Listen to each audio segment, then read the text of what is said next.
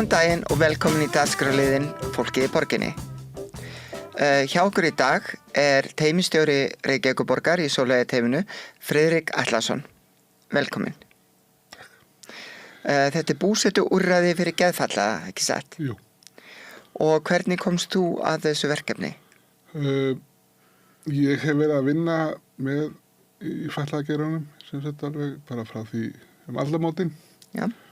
Og var í einhverfubransanum til að byrja með fyrstu 10 árin og einhvern tímann fyrir COVID þá flutti ég mig úr sem sagt þroskageiranum yfir í geðfatlaðageiran og byrjaði á Gunnarsbraut sem var sem sagt rekið af sami forstöðumaður fyrir Gunnarsbraut og Sóleyjargötu og þetta var sameinað og eftir sameiningu varð til þetta Sóleyjarteymi og við fórum svona meira að þjónusta fólk út í bæ. Þetta var ekki sem sagt svona kjarni eins og venjan hefur verið. Þetta fór þetta sem sagt að við fórum að þjónusta einstaklega inn á þeirra heimilum út allan bæ. Og ég kem bara inn í þetta svona gegnum þetta. Eftir að ég kem allir tilbaka eða kem allir inn í frá Gunnarsbraut og Sóleyjargötu. Og þú varst að vinna fyrir einhverju samtökin þar á undan? Nei, sem sagt ég var að vinna á sambýli fyrir einhverfa. Já. Var einhverju sem sagt þaðan sem sagt, ég byrjaði í búsetuúrræðum fyrir þetta kringum 2000 fyrir sambýli fyrir einhverfa og þar í ykkur 10-12 ár og ætlaði nú að fara úr þessum bransa þá en þarna 2015 þá tórsar þetta aftur í mig. Ég hafði pröfað að fara í hagfræði í háskólanum, ætlaði svoleiðis að fara að gera eitthvað allt annað. En endaði aftur í þessum geira. Endaði einhvern veginn á þetta við mig. Já. Og einhver forsaga sem gerir það verkum að þú hefur ástríðu fyrir þessum málum frekar en öðrum? Móðir mín svo sem er leikskólakennari, leikskólastjóri, hún vann í Öskilsstaðaskóla, þannig að ég kynntist fötluðu fólki sem barn, umgengst það mikið og leit einhvern veginn alltaf á fatlað fólk bara einhvern veginn sem mitt fólk einhvern veginn. Mér fannst þetta aldrei, ég horfði aldrei á þetta sem, einhver annar hópur heldur en við. Þannig að mér fundist ég bara alltaf einhvern veginn eiga heima í þessu. Ég veit ekki hvernig ég get útskýrt það betur. Það er svona einhvern veginn, þetta er bara og það er það sem ég hefur verið að gera líka, finnst mér alltaf tíð að vera að passa að samfélagið breytist frekar en einstaklingurinn sem ég er að vinna með. Já.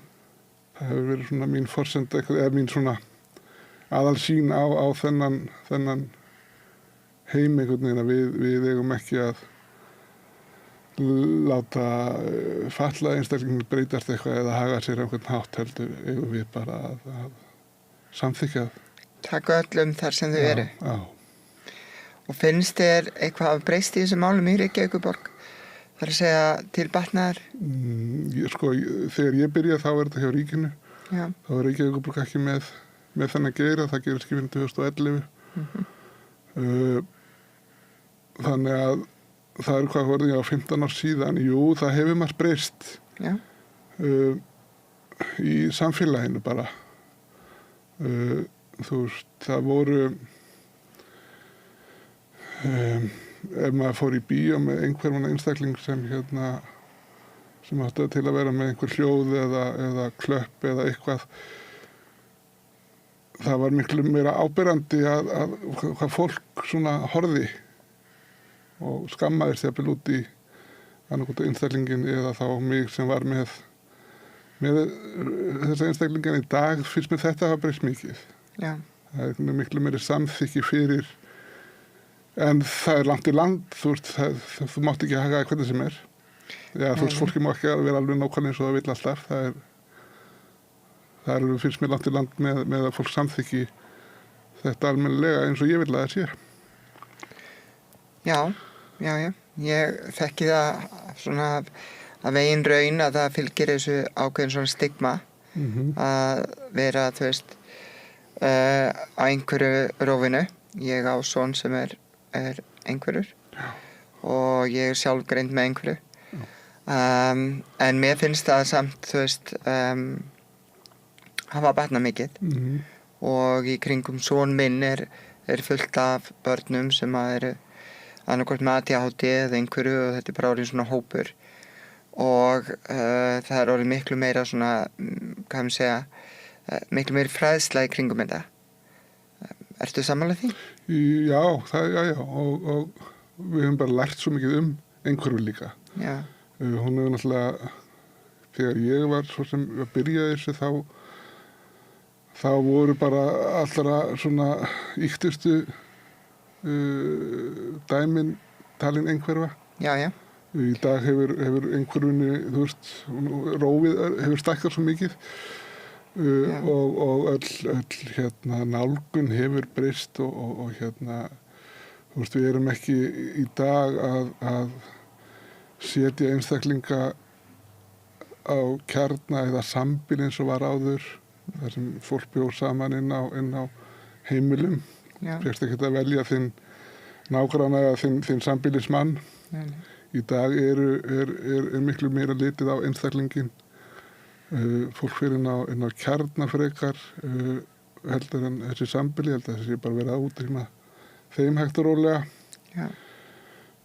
Sem er mjög gott held ég, þó að það sé alveg skipta skoðanir það í þessu, þú veist, af því að fólk kannski einangrast frekar inn í eigin íbúðum en á móti kemur það að fólk er að fá meiri þjónustu og fær þá félagslega örfin á annan hátt eða fer meira út.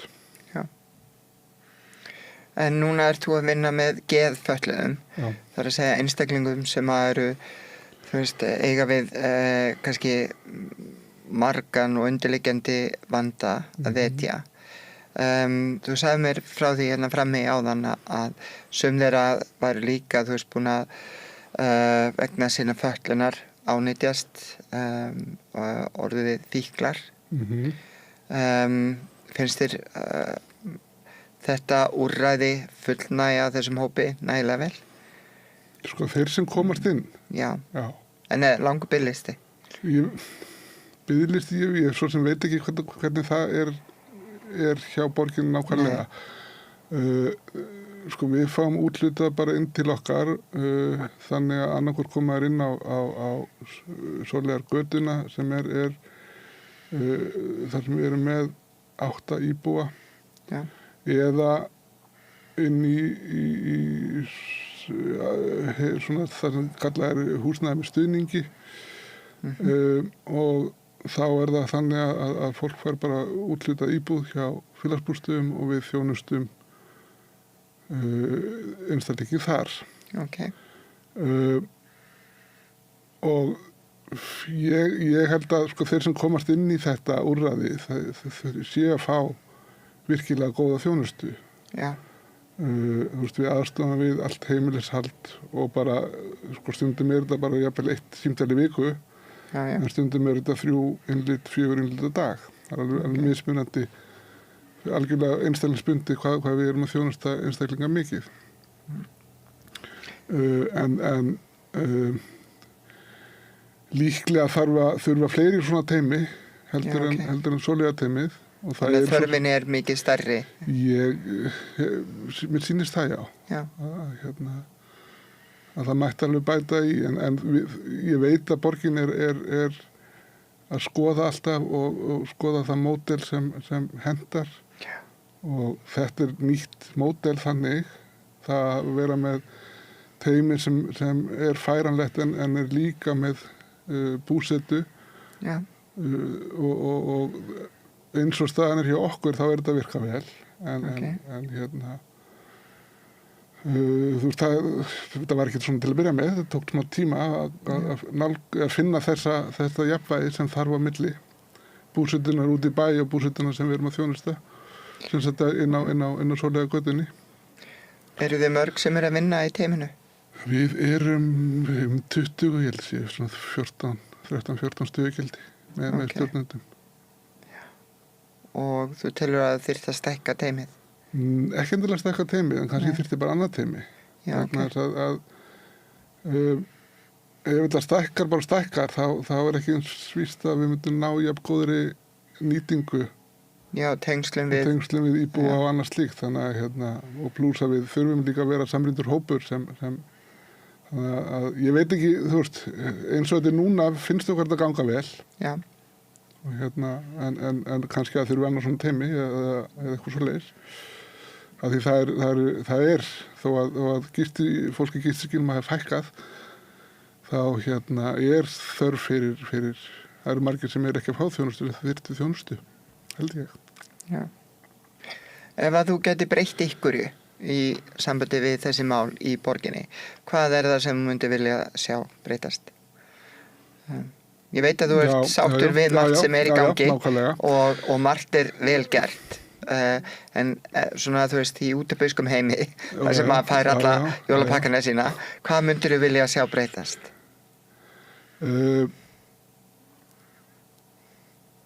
Sko kannski einhver fleiri félagsleg úrræði. Einstaklingar sem við erum með eru oft frekar svona afskiptir og vilja kannski ekki og finna sig ekki í þeim úrræðum sem eru í boði. En þetta er mjög erfitt vegna þess að einstaklingar eru svo margir og margskonar að alltaf fara að búa til úrræði fyrir hvern og einn, það er kannski bara útópía eins og þú segir. Já.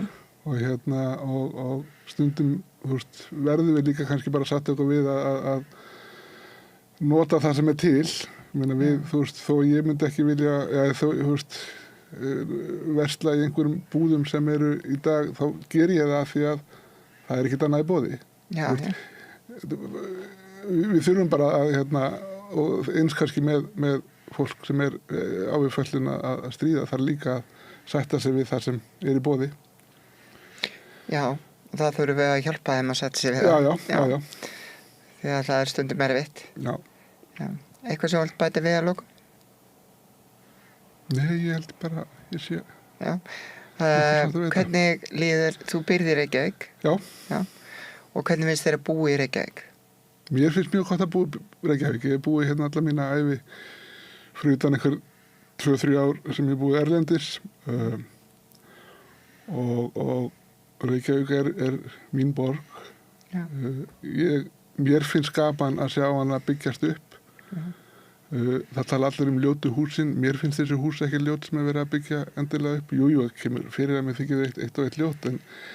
En þú veist, ég bý hérna í nálægt hérna í Skipholtinu og hverfið er búið að stækka gríðarlega á þeim 15 árum sem ég hef búið hérna og mér finnst ofsalega gaman að sjá það breytast og stækka þetta hverfið mitt. Mér finnst Reykjavík gefa manni mikla möguleika og það er einhvern veginn finnst mér alltaf bara að vera að stækka og verða einhvern veginn betra fyrir okkur. Já. Fjölbreytt borg. Já. Fyrir fjölbreytt fólk. Já. Herru, takk innilega fyrir komuna. Eigðu yndislegan dag og þá er þessum þætti lokið af fólkinu í borginni.